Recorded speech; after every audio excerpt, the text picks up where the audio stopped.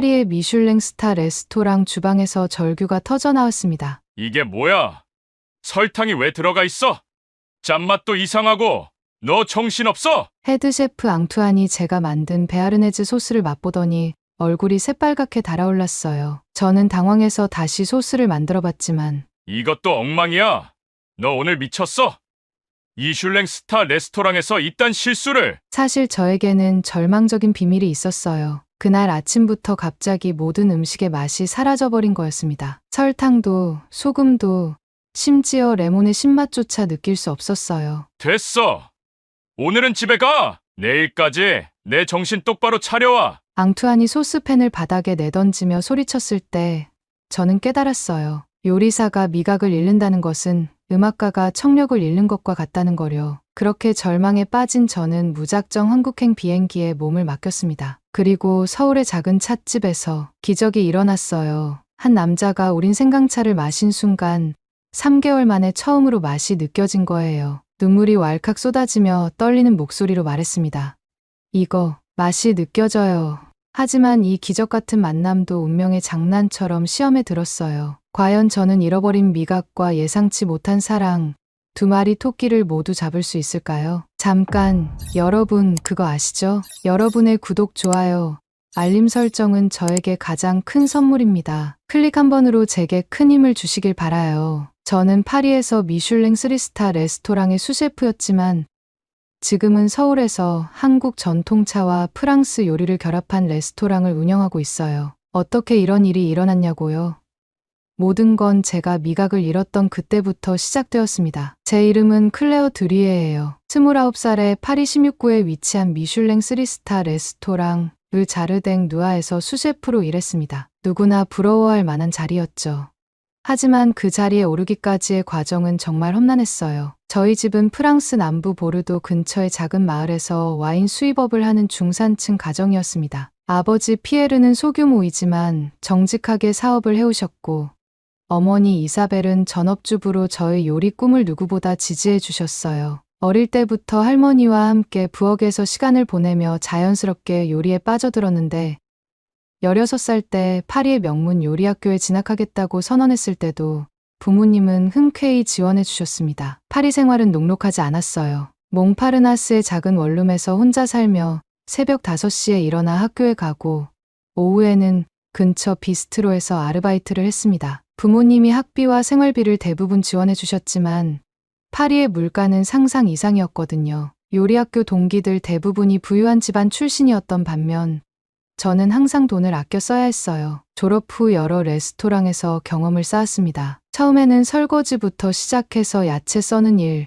소스 만들기까지 모든 걸 배웠어요. 특히 리옹의 한 작은 레스토랑에서 일할 때는 정말 힘들었습니다. 헤드셰프가 완벽주의자여서 조금이라도 실수하면 큰 소리로 꾸짖었거든요. 하지만 그곳에서 진짜 프랑스 요리의 기본기를 탄탄히 다질 수 있었어요. 25살에 드디어 파리로 돌아와 르 자르댕 누아에 들어갔습니다. 미슐랭 3스타 레스토랑이라는 꿈의 무대였죠. 처음에는 막내 요리사로 시작했지만 저의 열정과 실력을 인정받아 빠르게 승진할 수 있었어요. 특히 소스 만들기에 재능이 있다는 평가를 받았는데 전통적인 프랑스 기법에 제만의 창의적인 터치를 더하는 스타일이 인상적이라고 했습니다. 하지만 수셰프가 된 후부터 문제가 시작됐어요. 하루 18시간씩 일하는 것이 당연해졌고 완벽한 요리를 만들어야 한다는 압박감이 점점 커졌습니다. 매년 올해에 떠오르는 셰프 후보에 오르지만 항상 2등이었어요. 첫 해에는 아직 경험이 부족하다.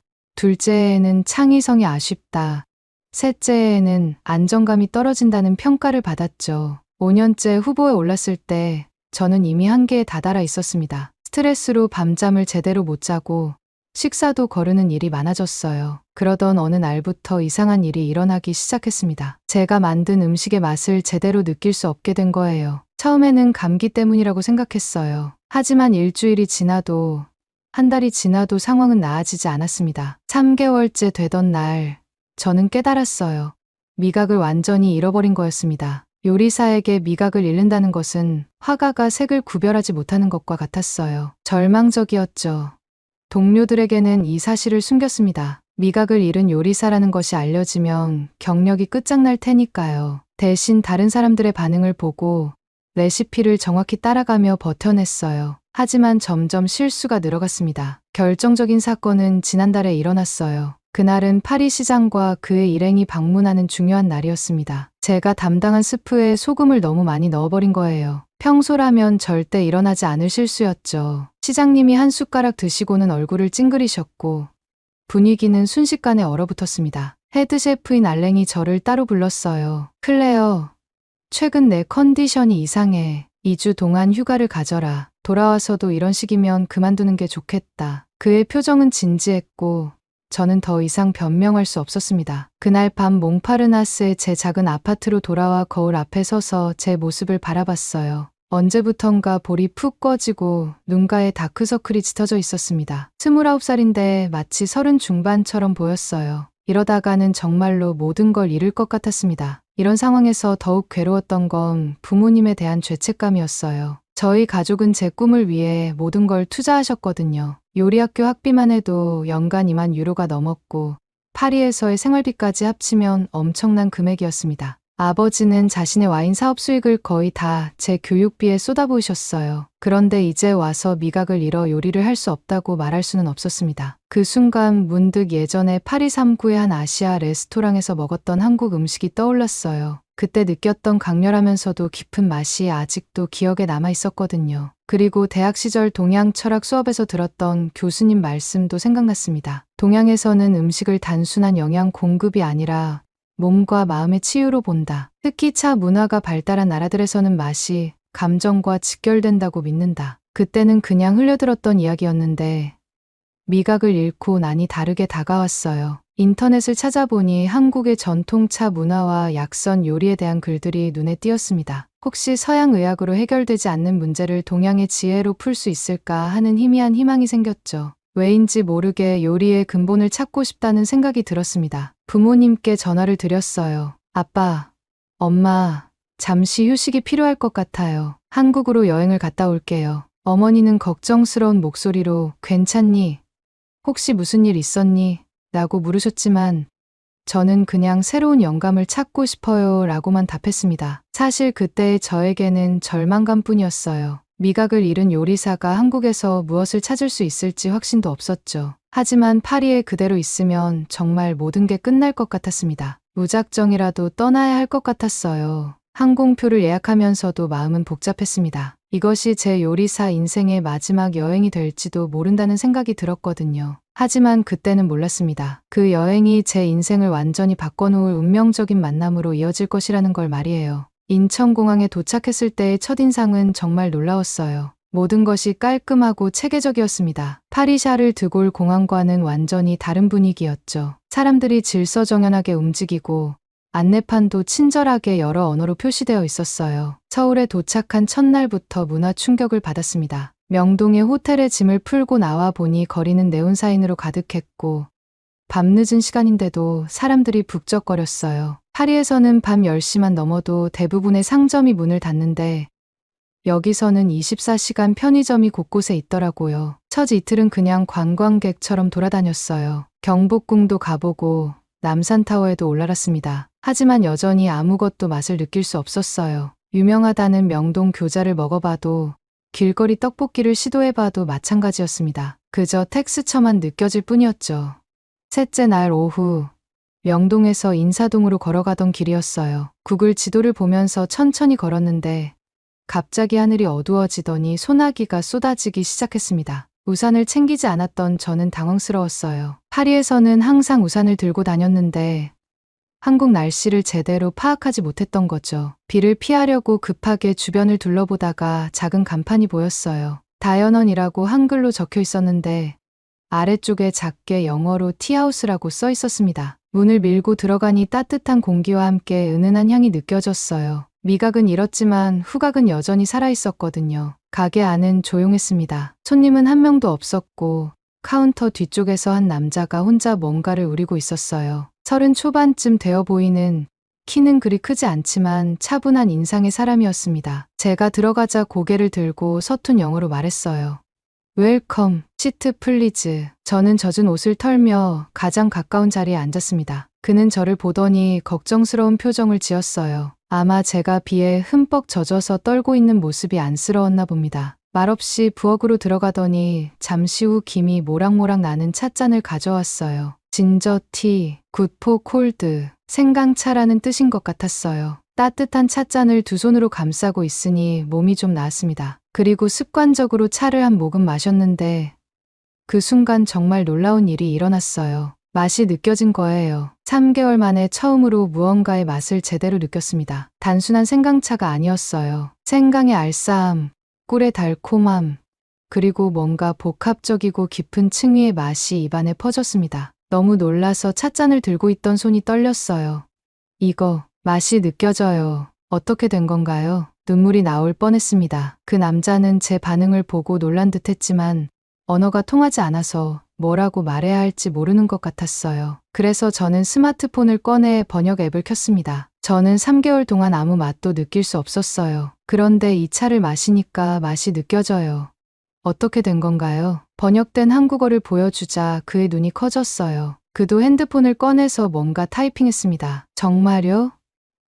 그럼 정말 다행이에요. 차는 마음의 언어입니다. 때로는 몸이 필요로 하는 것을 정확히 알아요. 신기한 대화였어요. 번역 앱을 통해서지만 처음으로 누군가와 제 상황에 대해 이야기할 수 있었습니다. 그는 자신을 이준혁이라고 소개했고 이 찻집의 3대 차 마스터라고 했어요. 그날 이후로 저는 매일 다연원을 찾아갔습니다. 처음에는 단순히 유일하게 맛을 느낄 수 있는 곳이어서였지만 점점 준혁이라는 사람 자체에 관심이 생겼어요. 그는 차를 우리는 모든 과정을 예술처럼 대했습니다. 물의 온도를 정확히 재고 우리는 시간을 초 단위로 계산하고 찻잎의 상태까지 세심하게 살폈어요. 각각의 차에는 다른 감정이 담겨 있어요. 번역 앱을 통해 그가 설명했습니다. 우롱차는 깊은 사색을, 녹차는 새로운 시작을, 홍차는 따뜻한 위로를 전해줍니다. 정말 신기했어요. 그의 기분에 따라 같은 차도 완전히 다른 맛이 났거든요. 어떤 날은 쓸쓸해 보이는 그가 우린 차를 마시면 묘하게 외로운 맛이 났고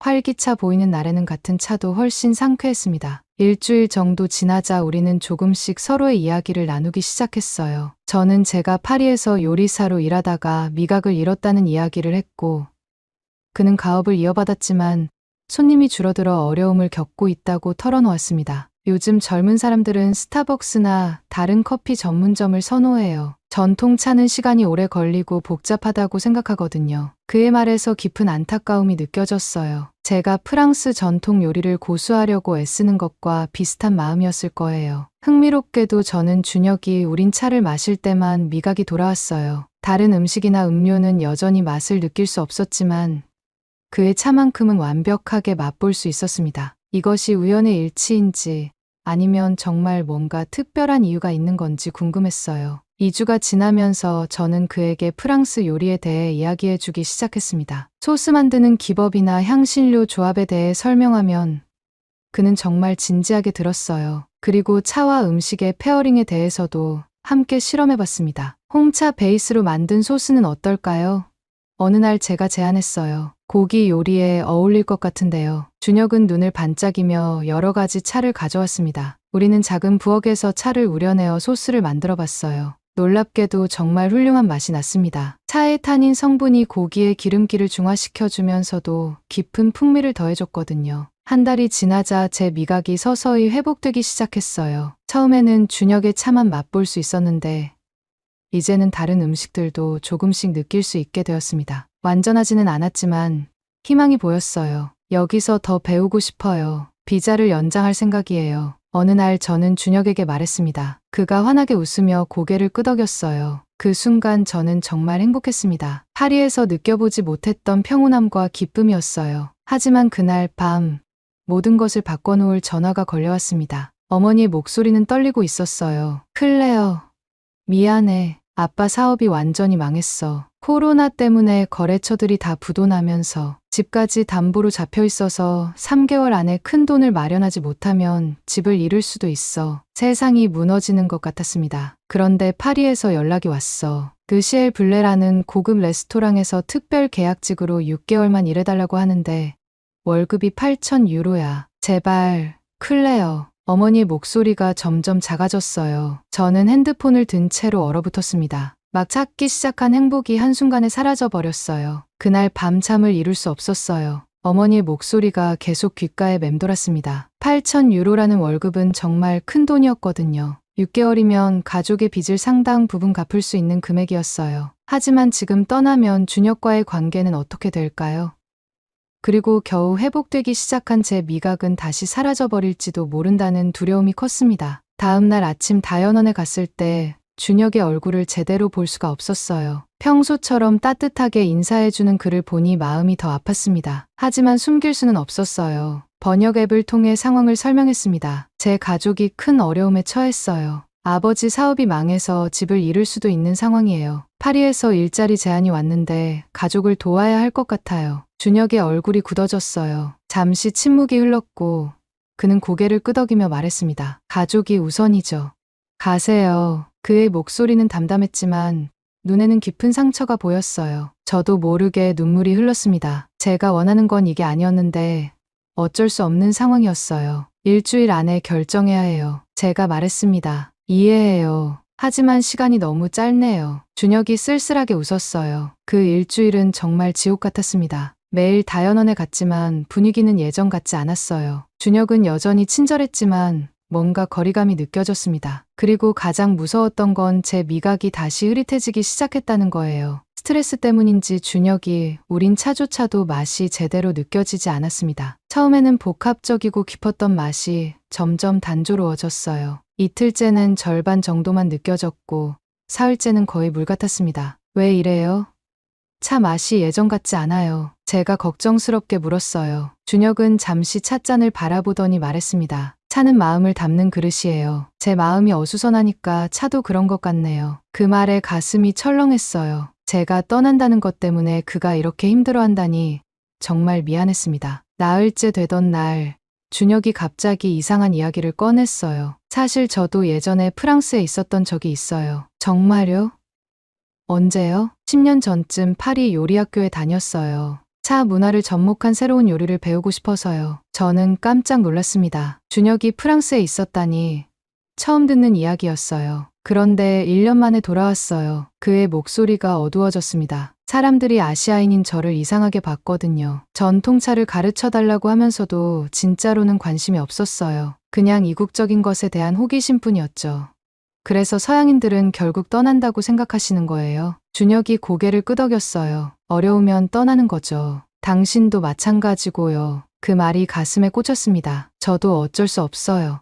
가족을 버릴 수는 없잖아요. 알아요. 그래서 더 아픈 거죠. 그날 밤 호텔로 돌아와 거울을 봤어요. 일주일 사이에 또 야위어 보였습니다. 이렇게 괴로워하는 것 자체가 답인 것 같았어요. 가족을 위해 희생하는 것이 맞다고 스스로를 다독였습니다. 엿새째, 저는 결국 결정을 내렸어요. 부모님께 전화해서 파리로 돌아가겠다고 말씀드렸습니다. 어머니는 안도의 한숨을 쉬시며 고마워, 클레어. 내가 없으면 우리 가족은 정말 어떻게 될 뻔했어 라고 하셨어요. 마지막 날 다현원에 갔을 때 준혁은 특별한 차를 준비해뒀어요. 제가 처음 왔던 날 마셨던 생강차였습니다. 이거 마시고 가세요. 마지막이니까요. 차를 한 모금 마시는데 놀랍게도 맛이 선명하게 느껴졌어요. 첫날처럼 복합적이고 따뜻한 맛이었습니다. 눈물이 왈칵 쏟아졌어요. 미안해요. 정말 미안해요. 하지만 가족을 포기할 수는 없어요. 준혁은 조용히 고개를 끄덕였습니다. 이해해요. 하지만 이제 끝이에요. 다시 연락하지 마세요. 그 차가운 말이 가슴을 찔렀어요. 하지만 그도 자신을 보호하려는 거라는 걸 알았습니다. 준혁 씨도 행복하세요. 다현원이 다시 번창하길 바라요. 당신도 파리에서 잘 지내세요. 짐을 들고 다현원을 나서는데 뒤돌아보고 싶었지만 참았어요. 돌아보면 정말 돌아갈 수 없을 것 같았거든요. 인천공항으로 가는 길에 택시 창문으로 서울 시내를 바라봤습니다. 한 달 조금 넘게 지낸 이 도시가 이제 그리울 것 같았어요. 깨끗한 거리, 친절한 사람들, 그리고 언제나 무언가 새로운 것이 있던 활기찬 분위기까지요. 비행기에 오르면서 한국에서의 마지막 밤을 떠올렸어요. 남산에 올라가서 서울의 야경을 바라봤었는데 수많은 불빛들이 반짝이는 모습이 정말 아름다웠거든요. 그때 준혁과 함께였다면 얼마나 좋았을까 하는 생각이 들었었어요. 파리행 비행기가 이륙하면서 저는 창밖을 바라봤습니다. 한국의 하늘이 점점 멀어져 갔어요. 그와 함께 제가 처음으로 맛을 되찾았던 그 기적 같은 순간들도 함께 사라져가는 것 같았습니다. 비행기 안에서 10시간 넘게 울었어요. 승무원이 걱정스럽게 물어볼 정도였습니다. 하지만 설명할 수도 없었어요. 미각을 되찾게 해준 사람을 떠나온다는 것, 그리고 그 사람에게 상처를 줬다는 죄책감까지 복잡한 감정들이 얽혀 있었거든요. 파리에 도착했을 때는 이미 마음이 메말라 있었습니다. 차를 드골 공항의 익숙한 풍경을 보니 마치 다른 세상에서 돌아온 것 같았어요. 한국에서의 한 달이 꿈이었나 싶을 정도로 모든 게 예전 그대로였습니다. 몽파르나스의 제 아파트로 돌아와 짐을 풀면서 한국에서 가져온 작은 기념품들을 봤어요. 인사동에서 산 작은 찻잔, 준혁이 선물로 준 차 한 봉지, 그리고 함께 찍은 사진 몇 장이 전부였습니다. 그게 제가 한국에서 가져온 유일한 증거였어요. 다음 날부터 르시엘 블레에서 일을 시작했습니다. 고급 레스토랑이었지만 르 자르댕 누아만큼은 아니었어요. 하지만 월급이 좋았고 가족을 위해서는 참아야 했습니다. 첫날부터 문제가 시작됐어요. 다시 미각을 완전히 잃어버린 거예요. 한국에서 조금씩 회복되던 것들이 모두 사라져버렸습니다. 준혁의 차가 없으니 아무것도 맛볼 수 없었어요. 기계적으로 요리를 만들면서 동료들의 반응만 살펴야 했습니다. 하지만 가족을 위해서는 어떻게든 버텨야 했어요. 매달 8,000유로씩 벌어서 고향으로 보내면서 부모님의 빚을 조금씩 갚아나갔습니다. 그게 제가 할 수 있는 유일한 일이었어요. 파리에서의 3개월이 지나면서 일상은 점점 무미건조해졌어요. 매일 똑같은 시간에 일어나서 지하철을 타고 레스토랑에 가서 맛을 느낄 수 없는 요리를 만들고 집에 돌아와서 가족에게 안부 전화를 드리는 것이 전부였습니다. 동료들은 제가 실력이 좋다고 칭찬해줬지만 정작 저는 제가 무엇을 만들고 있는지조차 제대로 알 수 없었어요. 파리의 일상이 다시 익숙해질수록 한국에서의 시간이 더욱 그리워졌습니다. 세느강을 걸으면서도 청계천이 떠올랐고 몽마르트르 언덕에 올라가면 남산타워가 생각났어요. 특히 파리의 찻집들을 지날 때마다 다연원이 간절히 그리웠습니다. 화려하고 비싼 파리의 티살롱들과는 완전히 다른 소박하지만 따뜻했던 그 공간이요. 어느 날 저녁 퇴근길에 몽파르나스 역 근처 서점에서 우연히 한국 요리책을 발견했습니다. 전통차와 함께하는 한국의 맛이라는 제목이었어요. 책을 펼쳐보니 익숙한 사진들이 나왔습니다. 다연원과 비슷한 찻집들,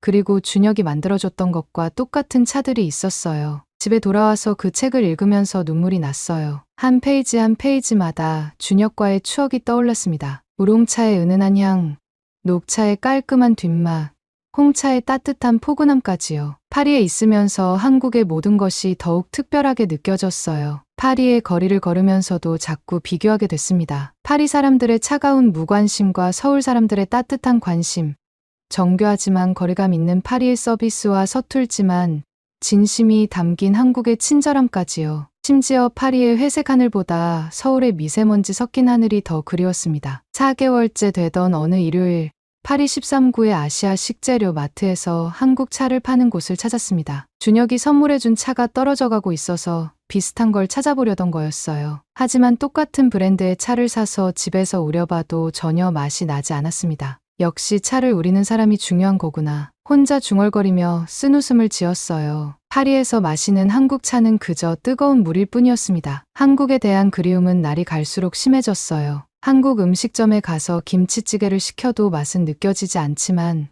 그 뜨거운 온기만으로도 위로가 됐습니다. 파리 한복판에서 한국어로 통화하는 사람들을 보면 괜히 반가워서 쳐다보기도 했어요. 그러던 어느 날 갑작스럽게 어머니에게서 전화가 왔습니다. 클레어, 정말 좋은 소식이야. 아버지가 새로운 사업 파트너를 만났어. 그분이 우리 빚을 전부 정리해주겠다고 하시는데 대신 아버지가 그 회사에서 일하면 된대. 정말요?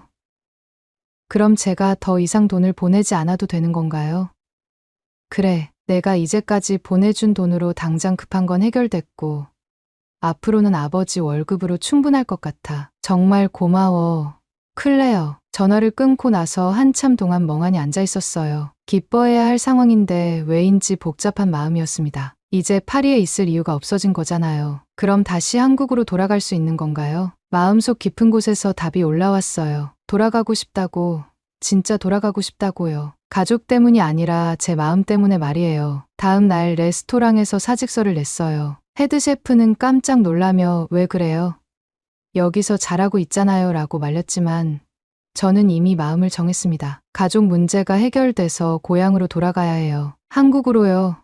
거기서 요리사로 일할 수 있어요? 모르겠어요. 하지만 시도해보고 싶어요. 거기가 제가 정말 있고 싶은 곳이거든요. 2주일 후 다시 인천공항에 도착했을 때의 기분은 첫 번째와 완전히 달랐어요. 이번에는 두려움보다는 설렘이 컸습니다. 공항에서부터 한국어가 들리고 한글 간판이 보이는 것만으로도 마음이 따뜻해졌어요. 명동 근처의 게스트하우스를 잡고 짐을 풀었습니다. 그리고 용기를 내어 다연원으로 향했어요. 하지만 가게 앞에 선이 갑자기 무서워졌습니다. 준혁이 저를 어떻게 받아들일까요?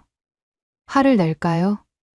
아니면 차갑게 대할까요? 문을 밀고 들어가니 가게 안은 예전과 달랐어요. 손님이 꽤 많이 있었습니다. 젊은 커플부터 중년 부부까지 다양한 사람들이 차를 마시며 대화를 나누고 있었어요. 분위기도 훨씬 활기차 보였습니다. 준혁은 카운터에서 차를 우리고 있었는데 제가 들어오는 것을 보더니 갑자기 눈이 커졌어요. 우리고 있던 차를 급하게 내려놓고 저를 향해 걸어왔습니다. 클레어.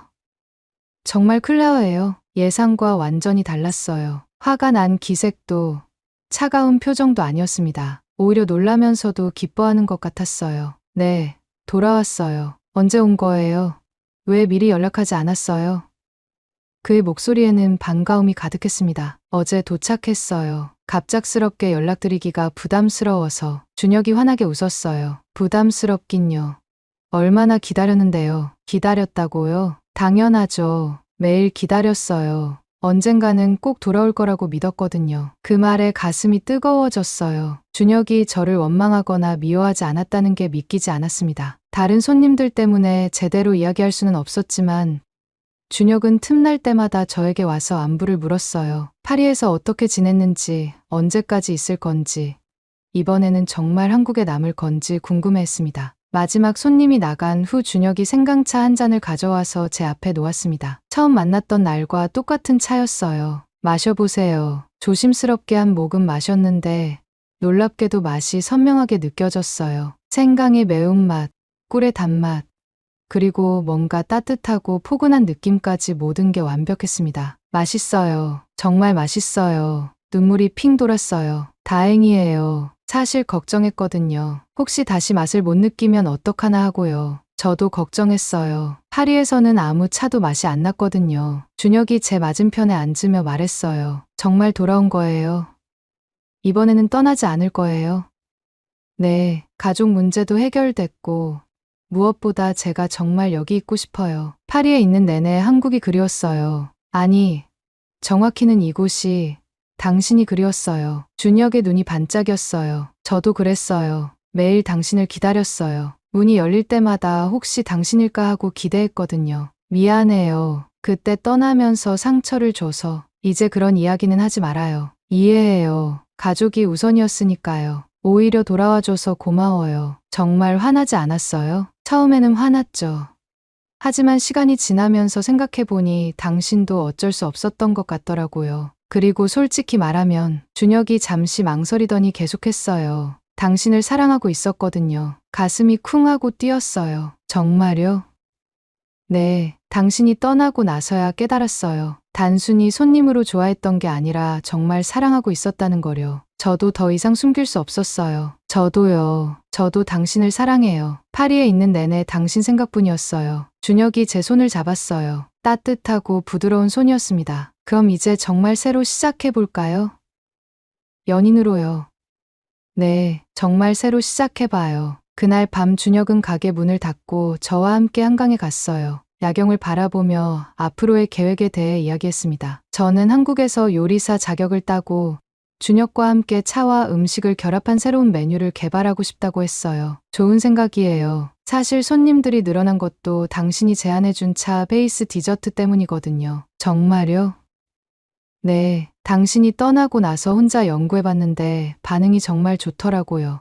젊은 손님들이 많이 와요. 그제서야 가게에 손님이 많았던 이유를 알 수 있었어요. 제가 없는 동안에도 준혁은 우리가 함께 시도했던 것들을 계속 발전시켜왔던 거였습니다. 앞으로는 함께 해봐요. 둘이 합치면 더 멋진 일들을 할 수 있을 거예요. 준혁이 고개를 끄덕이며 저를 꼭 안아줬어요. 한강에서 불어오는 바람이 차가웠지만 전혀 춥지 않았습니다. 오히려 마음이 뜨거워졌어요. 사랑해요. 클레어, 저도 사랑해요.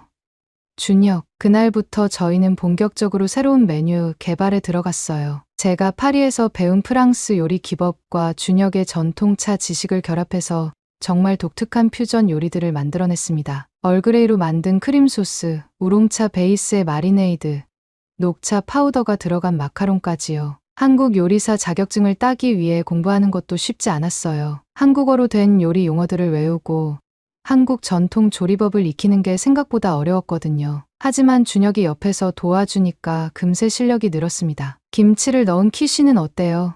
어느 날 제가 제안했어요. 오, 흥미로운데요.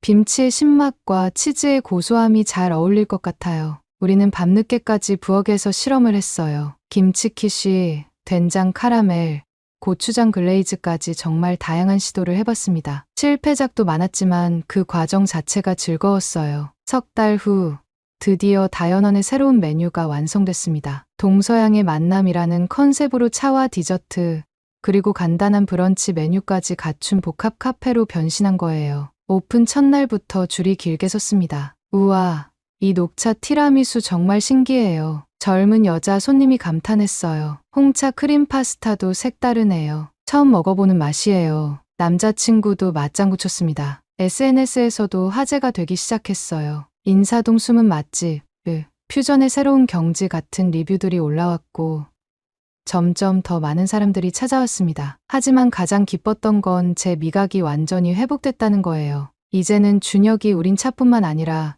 모든 음식의 맛을 선명하게 느낄 수 있었습니다. 마치 흑백 사진이 컬러로 바뀐 것 같았어요. 클레어, 정말 대단해요. 당신 덕분에 다연원이 완전히 달라졌어요. 준혁이 제 손을 잡으며 말했어요. 저 혼자 한 게 아니에요. 우리가 함께 했잖아요. 그래요. 우리가 함께 했으니까 더 의미 있는 거죠. 6개월 후, 우리는 다연원을 확장하기로 결정했어요. 옆 건물을 임대해서 요리 클래스도 진행하고 더 다양한 메뉴도 선보이기로 한 거죠. 한국 전통차와 프랑스 요리의 만남이라는 독특한 컨셉이 많은 사람들의 관심을 끌었습니다. 다음 달에 방송국에서 인터뷰 요청이 들어왔어요. 준혁이 신나게 말했어요. 정말요? 벌써 그 정도로 유명해진 거예요? 네, 성공하는 젊은 사업가들 프로그램에서 우리 이야기를 소개하고 싶다고 하더라고요. 믿기지 않았어요. 1년 전만 해도 미각을 잃고 절망에 빠져있던 제가 이제는 성공한 사업가가 되어 있다니요. 그해 겨울, 준혁이 저에게 프러포즈를 했어요. 다연원에서 마지막 손님이 나간 후 촛불을 켜고 특별한 차를 준비해뒀더라고요. 클레어, 당신과 처음 만났을 때 우린 차 기억나요? 물론이죠. 생강차였잖아요.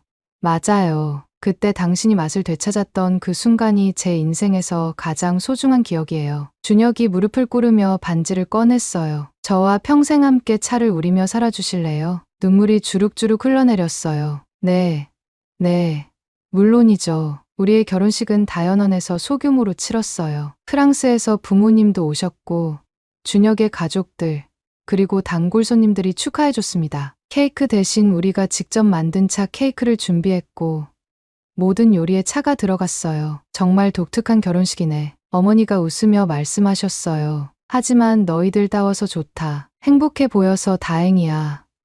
클레어, 아버지도 흐뭇하게 바라보셨습니다. 지금 저희는 다연원 2호점을 준비하고 있어요. 강남에 좀 더 큰 규모로 오픈할 예정입니다. 그리고 내년에는 요리책도 출간할 계획이에요. 차와 함께하는 프렌치 퓨전이라는 제목으로요. 가끔 파리에서의 힘들었던 시간을 떠올려요. 미각을 잃고 절망에 빠져 있을 때는 정말 세상이 끝난 것 같았거든요. 하지만 그 모든 아픔이 있었기에 지금의 행복이 더욱 소중하게 느껴집니다. 준혁과 함께 차를 우리며 새로운 메뉴를 개발하는 매일이 기적 같아요. 잃어버린 미각을 되찾은 것도 기적이었지만 진정한 사랑을 만난 것은 더 큰 기적이었습니다. 이제 저는 확신해요. 인생에서 가장 어두웠던 순간이 사실은 가장 아름다운 시작이었다는 거요. 오늘의 이야기는 여기까지입니다. 마음에 드셨다면 구독과 좋아요 잊지 말고 한 번씩 눌러주세요. 소중한 시간 함께 해주셔서 진심으로 감사드리고 앞으로도 더 깊은 이야기로 여러분을 찾아뵐게요. 여러분을 찾아뵐게요. 여러분을 찾아뵐게요. 여러분을 찾아뵐게요. 여러분